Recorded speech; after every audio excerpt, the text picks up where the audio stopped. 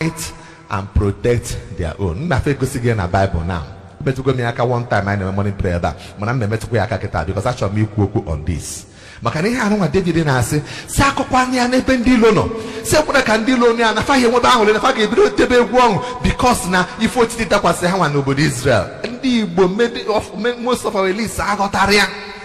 Oya akpata ịbịa watch ya over the weekend ụmụ okolobịa ndị ntorobịa nọ na Yoruba bịa na-asị na ha ga-enwe Yoruba nation, ha ga-eme Yoruba nation, na-ekwusi eke ndị polisi wụọ n'ọfa sịba ụnụ anwakwa na anwa pụta, ụnụ anwakwa na anwa, ụnụ atrai kwana atrai a na-abapụ na apụtakwana fasị na ọsọ kwue n'igwe metụ anyị na ha na-enwe Yoruba nation, ha na-etigbu ọmaruo ụbọchị awa to everybody's greatest surprise ha nupụta gbam jee ebe ahụ ha gwu ha ga n'owe mie gbagị na-eme na ha chọrọ Yoruba nation ike Naijiria gwuo ha na-eme ha na watch ya vidio ya, watch ya otu esi wee gosi ha nwa niile ife ndị Nigerian polisi na amị medebe bụ ịpụta na-agba ha mmiri biko gbasasịanụ ọsụsọ ofu nwatakịrị ka asị dị 14 years ka asị na anụ ọnwụ ya a na-asị na stray bullet tụrụ ya, but they did not come out to kill those people. Try ihe ahụ ha mere, try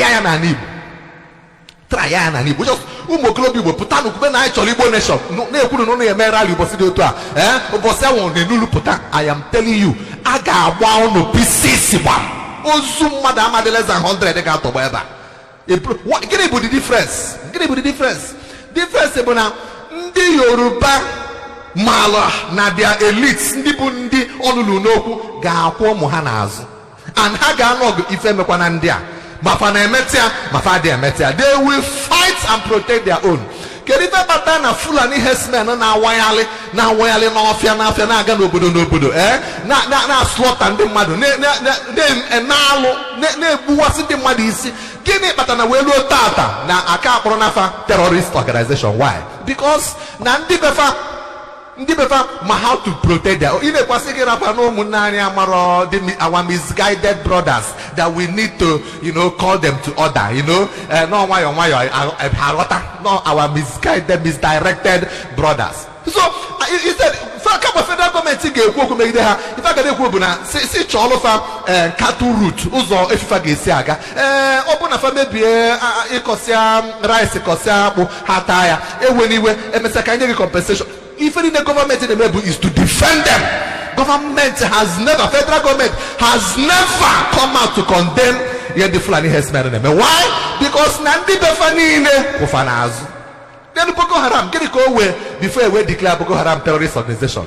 Ha megidela alụ megide bugide take besi over local government mebeze before we bịakweta nke ekweta ilekwa na befifu na ndị befa na-protect litofa wee luo today they still protect their own. Oya kpata na-ejide ndị Boko Haram ejide ha edebefa na ofu facility then warfa arụ na-enyefa bread na tea bido skuzibel fa akwụkwọ 6 months ga ekpopụtafa yinyefa uniform see ha foto wepụtara anya anyị na-ekili fa ebe ha si ya uniform. Ndị Boko Haram ejide ndị a na-egbu mmadụ na-egbutọsị mmadụ asị na ederadicalize gofa then ekpolu ụfọdụ imefa send afọ obodo oyibo ka fa jeje gụọ akwụkwọ ewerezo ndị ọzọ kpefa na Nigerian army si ha jee na army ka jere n'ụbazọ ha adịgo mma ha abụrọzi na ha echegharịgo.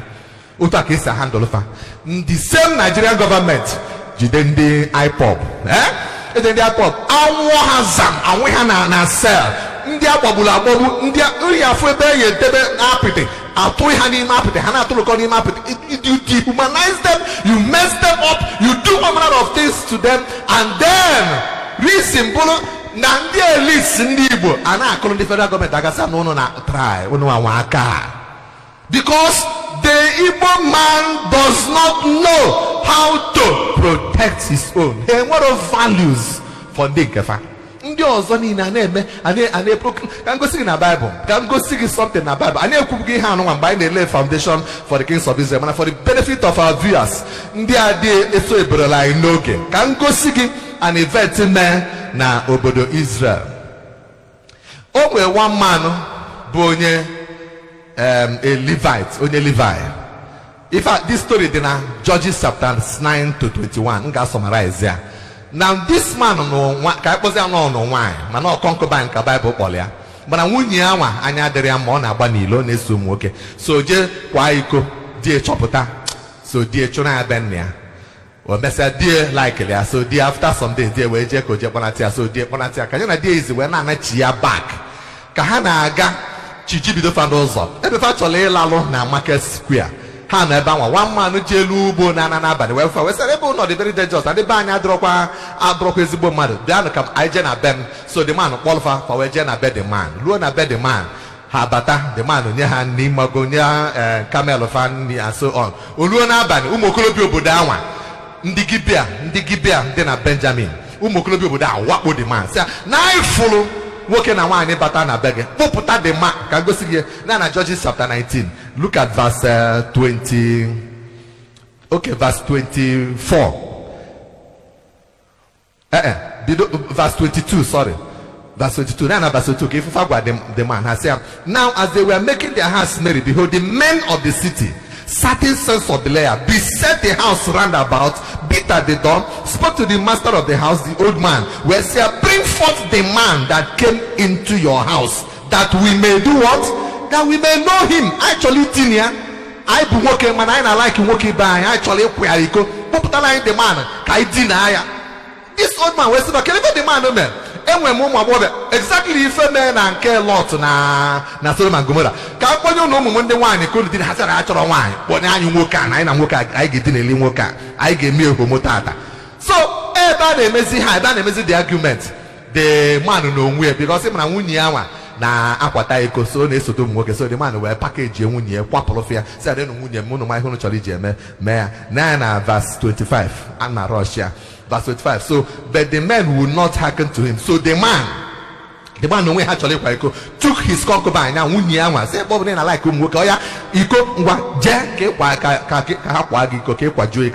So, or package you and they brought her forth unto them, and they knew her. However, this girl and they abused her all the night. This girl throughout the night. Yeah.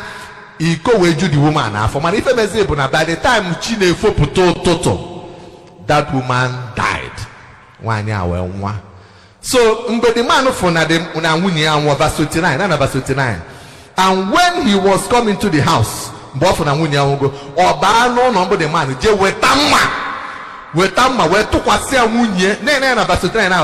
he took a knife, laid hold on his concubine, and divided her into 11 pieces, together with her bones into 12 pieces, and set her into all the coasts of Israel. Can you get the man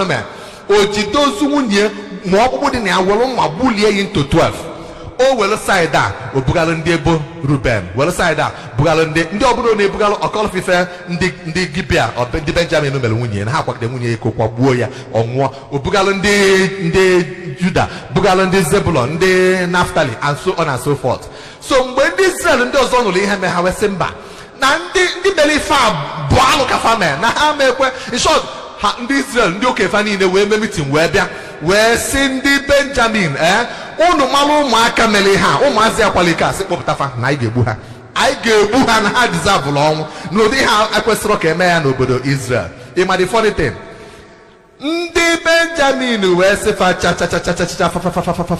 o ya bebe naga I said no onwe di nwaanyị unu ga-emetụ aka ife melody mba mana mmadụ emetụ aka cha they protected their own, they shielded their own. Now, when you know myself, and that one didn't have a source of Belial, the Benjamin and Judah, we won't release them. Oh, Nyablon on Debo. So, everybody protect if this Israel does always say, oh, one on our Romaka, and Yanuso, no, maybe 11 tribes, Gejikaka, where Yanuso, so one tribe of Benjamin. The Benjamin Ralo, come, I got Popoto Maka, Nuso Nayago, Quadonaka, Ecuador. To our greatest surprise, Hawe Baog. Nime na fa Baog wanwa. Obu ni watch ya na that battle. Verse 21, chapter 20. Can go see him. The first round of that battle, Bible says, and the children of Benjamin came forth out of Gibeah, and they destroyed it down to the ground of the Israelites that day. Madone. 22,000 men. Nigga want you. Ndi abu family alo. ha jụ na fama mkpọpụta ụmụ fa protect ụmụ ha anọbazi ọgụ 11 tribes wee bi n'ụsọfọ ọgụ ka ntinye otu a Chineke maghị si na ife ndị Benjamin na-eme the right for protecting their own children. God fought for them. Family Israel niile gbuo ndị Israel 22,000. Now how do you reconcile that? Ndị Israel na-achị ya sị gịnị na-eme ha simba Israel wee jekwa round 2 na verse 23. Verse 23 was, and the children of Israel went up and wept before the Lord until evening. Now, sorry, Ghana verse 25. 25 was, and Benjamin went forth against them out of Gibeah the second day, and they destroyed down to the ground of the children of Israel 18,000 men. All of them were people that were drawing the sword. Round 2. Benjamin Bukofa 18,000. If I call 18,000 plus 22,000 or the 40,000 Israel who's why? Each one the Benjamin is I say now I now to protect our misdirected brethren. Amari Hahane Meweje Kwaiko Kwabu Madaniko.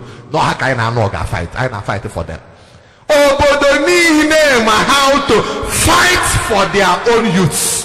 Even now used to this so zealous to make a mistake. You will first of all if anybody you no chago dog but as any mono. You were not going to well and then what they're putting our support to her. Oh godly haizia igagente. Mani put up publicly to control them. That is exactly the situation I'm on here. Igbo land. And the equally story gather you will discover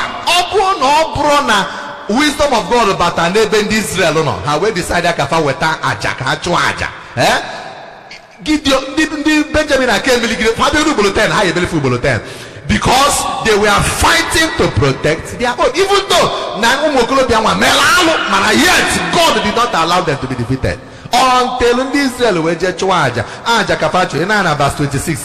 They fasted, they wept, and then they offered burnt offerings and peace offerings. Then verse 26. Now verse 35. If you know Israel the Benjamin or Israel verse 26, verse 35 we're saying, look at verse 35. Bible say, and the Lord now entered into the battle and smote Benjamin before Israel. So Chineke we will akia where the million the Benjamin, not Israel Chineke because of Aja. They brought God in by sacrifice. They brought the presence of God into the equation. If not, Chineke in the Benjamin because they were fighting to last to protect their own children.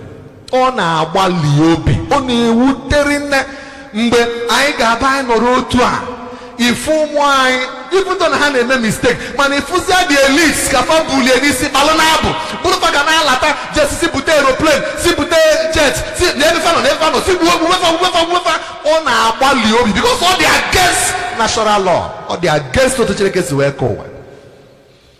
I just pray na Chineke ga-enyere anyị aka, and I just pray na ndị ndu anyị na Igbo a na mmụọ amamihe ka abata ha n'isi, because many of them lose go the essence of their being, you know, occupying the position ha na occupy. Oh yeah, but they can't even control the youth. They believe it was in them.